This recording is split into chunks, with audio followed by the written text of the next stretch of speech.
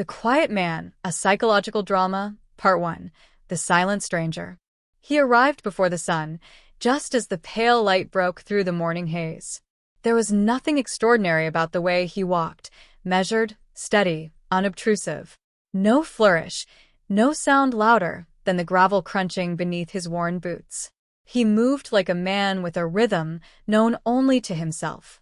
And yet, there was something in the quietness, in the discipline of his motion, that demanded a second glance, not because it sought attention, but because it resisted it so completely. He wore the same outfit every time. Faded jeans, a tan flannel shirt rolled just high enough to reveal forearms that time had weathered but not weakened, and a cap so sun-bleached and worn that whatever color it once bore had long since faded into anonymity. No patches. No insignia. No brand. At the front desk, he signed in with a slow, deliberate hand. Last name only Martin. No greetings, no banter. Just a nod. Not cold, but final. A full stop on a sentence he never intended to write aloud. Then, as always, he made his way to Lane 7, the furthest from the building, away from the Bluetooth chatter and bravado, where noise echoed less and the past echoed more. Lane 7 was quiet. Maybe that's why he chose it. Maybe it chose him. His range bag was simple, functional. A single pistol case, one box of .45 ACP rounds, exactly 30, and an old thermos that never left his bench. He never brought more. Never stayed longer than necessary. And he never lingered on his misses, because there weren't any. At first, the regulars called him the old guy, or Pops, amused at the consistency of his ritual. A quiet man in denim with slow hands and a fixed gaze, shooting his 30 rounds and disappearing into the day like a shadow before noon. They laughed sometimes. Truck driver with a pension, they guessed. Retired welder. But their jokes always faded into something uncertain when they watched him shoot. There was no wasted motion. No overcompensation. His grip was tight, but not tense. His stance rooted, but not stiff. When he fired, it wasn't noise, it was rhythm. 3 shots. Pause. 2 shots. Adjust. 3 again. A pattern not for style but necessity. Like he was still answering to someone. Still following orders issued in another time, in another jungle, under another sky. And always his eyes, not focused on the paper silhouette, but on something behind it. Something the rest of them couldn't see. Wind that wasn't there. Distance that no longer mattered. Ghosts, maybe. Or memory. He never spoke to the others. Not out of arrogance or disdain, but the way a man who's seen too much speaks less, because words don't often survive the places he's been. Instead, he carried his silence the way he carried his pistol, with precision, with purpose. A tool, not a burden. A discipline, not a defect. There was a sense of solitude about him, but not loneliness. As if he wasn't there to connect. He was there to remember. The range wasn't a hobby. It wasn't therapy. It was sacred ritual. A place to let memory breathe in the rhythm of 3, then 2, then 3 again. A place to keep his promise to someone long gone, or to all of them. The staff noticed more than the shooters did. The way he always scanned the exits. The way his back never faced the open space. The way he left no brass behind. None of it accidental. All of it muscle memory. It wasn't until a SEAL trainee named Jared set up 2 lanes down that the silence was pierced, not by sound, but by recognition. Because Jared noticed what the others hadn't. The rhythm. The stillness. The stance. And then the ink, just a glimpse, on the man's forearm while reloading. A tattoo not for style, not for story. A mark you didn't buy and you didn't choose. You earned it. The hard way. What happened after would change everything, not just for Jared, but for every young man on that line who had thought experience came with noise. Because this man, this silent, unremarkable figure, carried more in his 30 rounds than they had in all their laughter combined. But that came later. For now, he stood alone in Lane 7, reloading with a calm that didn't ask for respect, but demanded it anyway. Not through force. Through presence. Through precision. Through silence. He was unaware of the eyes that had settled on him from the adjacent lane, those unblinking orbs that watched with an intensity that unsettled the quiet man without breaking his composure. Jared's gaze lingered on Martin, not as a curious bystander, but as a seeker of truths hidden beneath layers of silence and routine. He had trained himself to observe details most dismissed. The way Martin's knuckles whitened ever so slightly as he gripped the pistol, the faint tremor in his right index finger that only surfaced when reloading, and the subtle tension that never left the line of his jaw. Jared's mind raced, parsing the clues like a cryptic puzzle. This wasn't just a man shooting at paper. It was a man carrying invisible weight, burdens etched into muscle memory and buried deep within the corners of his gaze. The kind of weight you didn't shrug off, no matter how many rounds you fired or how many mornings you came back to the range. There was something profoundly lonely in Martin's silence, but it wasn't a loneliness born of absence. It was the loneliness of someone who had seen too much to share, whose story was sealed behind a fortress of restraint.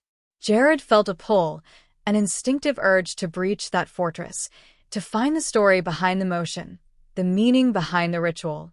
Yet he hesitated, knowing well that some doors were locked for a reason. Still, Martin's eyes flickered once toward Jared, a brief but deliberate recognition. Not a greeting, not an invitation, more like an acknowledgement of another man who carried ghosts in his own way. It was a glance that bore weight, that said without words, "You see me, but do you understand?"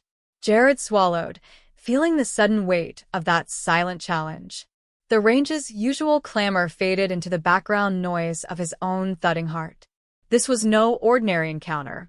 This was a moment suspended in the fragile tension between curiosity and respect, between intrusion and understanding. The old man's routine didn't falter. He resumed his measured rhythm: 3 shots, pause, 2 shots, adjust, each one precise as a heartbeat. Yet beneath the surface, Jared sensed a storm contained, a story waiting for the right moment to unravel. And though Martin's silence remained impenetrable, Jared understood that some silences spoke louder than any words could. As the sun climbed higher, casting sharp shadows over Lane 7, Jared's thoughts churned. What haunted a man so deeply that even the language of bullets became a conversation with memory? What wounds ran so deep that silence was the only balm? For now, Jared held his questions close, knowing that in the quiet spaces between shots, sometimes the most profound revelations took root, not in speech, but in the simple act of watching and waiting. The weight of the moment hung heavy in the air when Jared finally found the courage to ask, his voice barely above a whisper. "Sir, if you don't mind me asking, when did you serve?" The question seemed to stretch time itself, filling the space between them with an almost unbearable tension. Martin didn't immediately respond. Instead, he set down his rag, locked his pistol's slide open with deliberate slowness, and met Jared's gaze with a calm that spoke of years spent facing far greater storms.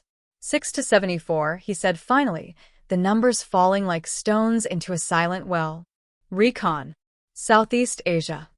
Those words didn't just describe a period or a place. They were a capsule of an era drenched in shadows and whispers, a chapter marked by sacrifices unseen and stories left untold. Jared swallowed hard, recognizing the weight behind those dates and that single word, recon. The tattoo inked on Martin's forearm was not a mere symbol. It was a mark earned in the crucible of missions that demanded silence, resilience, and an unyielding will to survive. In that moment, the background noise of the range, the laughter, the clatter of magazines, the distant hum of chatter, seemed to retreat, replaced by a profound quiet that enveloped Lane 7 like a sacred space. Jared's mind raced to piece together the fragments he knew from briefings and history books. Covert operations deep in hostile jungles, teams lost to the mists of secrecy, medals buried alongside memories too painful to recount. He saw beyond the fading flannel shirt and worn boots, glimpsing a man shaped by fire and silence. When Jared dared to press further, asking if Martin had served alongside the SEALs, a faint shadow of a smile flickered across the old man's face, a crack in the armor that revealed a glimpse of shared understanding. "We all did a little of everything back then," Martin said softly. You swam. You survived. Or you didn't. The weight of those words settled heavily on Jared's shoulders, the gravity of lives lived on the edge of death and duty settling into his bones. Jared shared a story he'd heard from his own comrades, a tale of a classified operation in 1971, a rescue deep in the jungle where a wounded leader carried 2 men to safety under relentless fire. Martin's eyes remained steady, unreadable. A lot of things were classified for years, he said, his voice low and steady. The door had gently closed again, leaving Jared with the understanding that some chapters of history were meant not to be told, but to be carried silently, locked away in the hearts of those who lived them. That history, buried, redacted, carried in scars and quiet rituals, was more than dates and missions. It was a testament to endurance, loyalty, and the solemn pact between warriors who shared burdens too heavy for words. And as Martin gathered his gear and prepared to leave, Jared knew he had witnessed a fragment of that profound legacy, not through stories shouted, but through the solemn language of silence and respect. This revelation transformed the ordinary shooting range into a space thick with reverence, where every deliberate shot echoed with unspoken history, and where a quiet man named Martin carried the weight of a forgotten war in the steady calm of his presence. The air between them shifted imperceptibly, a subtle current of respect weaving its way through the sterile walls of the shooting range. Jared felt it, a quiet reverence that transcended words, a recognition not just of Martin's past, but of the shared burden that lingers long after the last bullet is fired. In that space, something deeper than simple courtesy took root, a silent acknowledgement of a life shaped by sacrifices few could comprehend.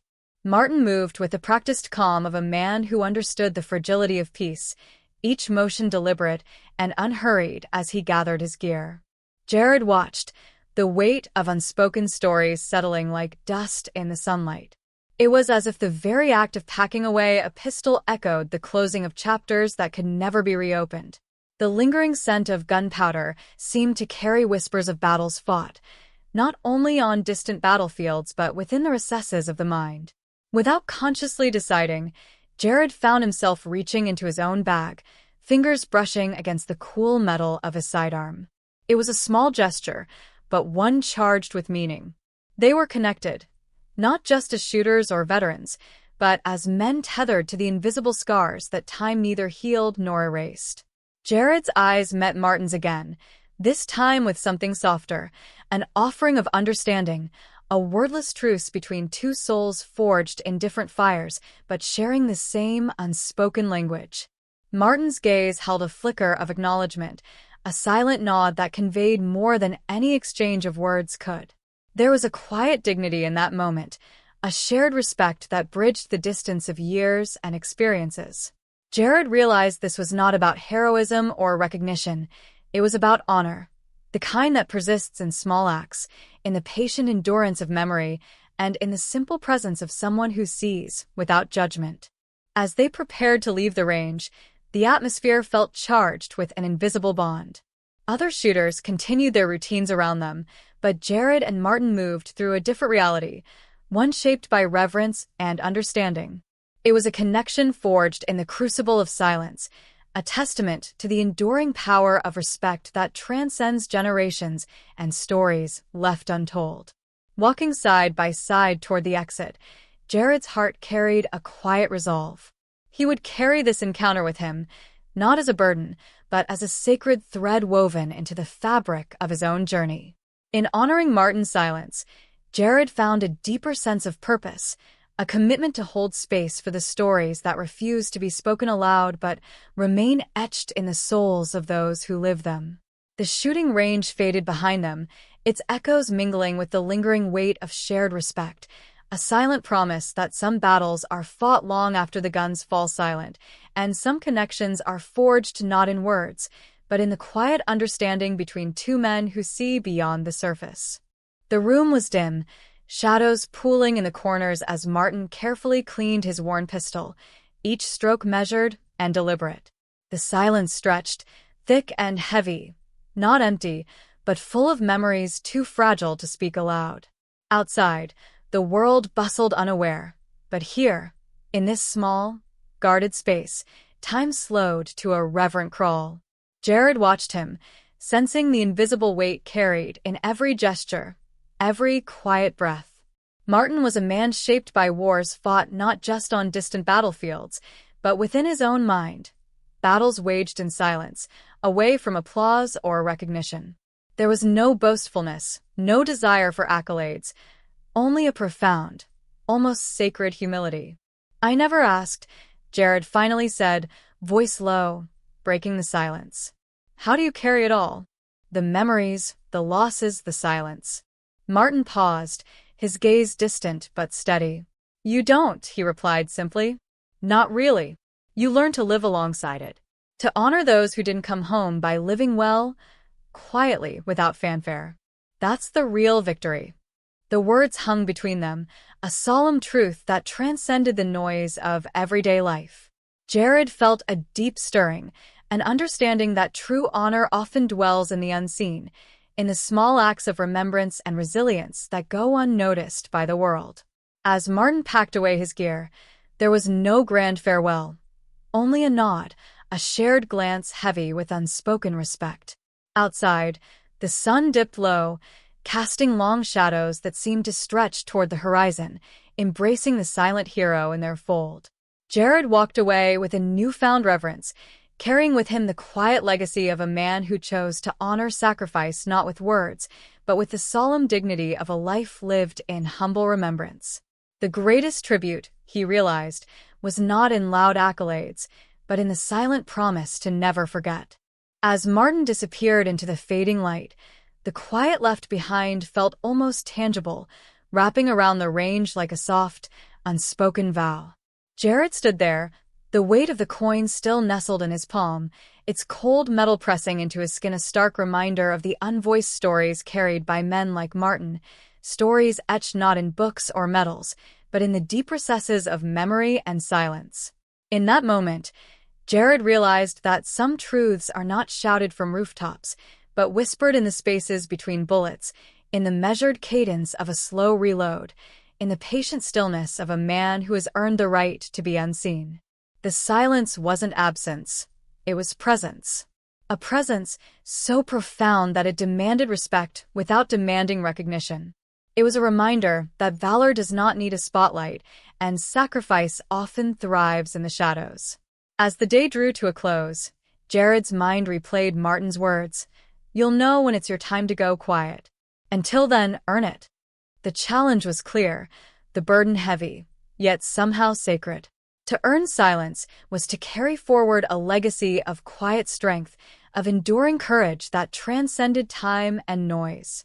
It was a call to honor the invisible battles waged within, to listen deeply to the stories that waited patiently beneath the surface, and to carry them forward with humility and grace. As the range emptied and the sun dipped below the horizon, Jared felt a profound shift within himself, a promise to hold this silence, to respect it, and when his time came, to embrace it with the same quiet dignity. The truest stories, he now understood, are those that wait. They wait for the eyes willing to see, the hearts ready to listen, and the souls brave enough to carry the weight without ever needing to speak aloud.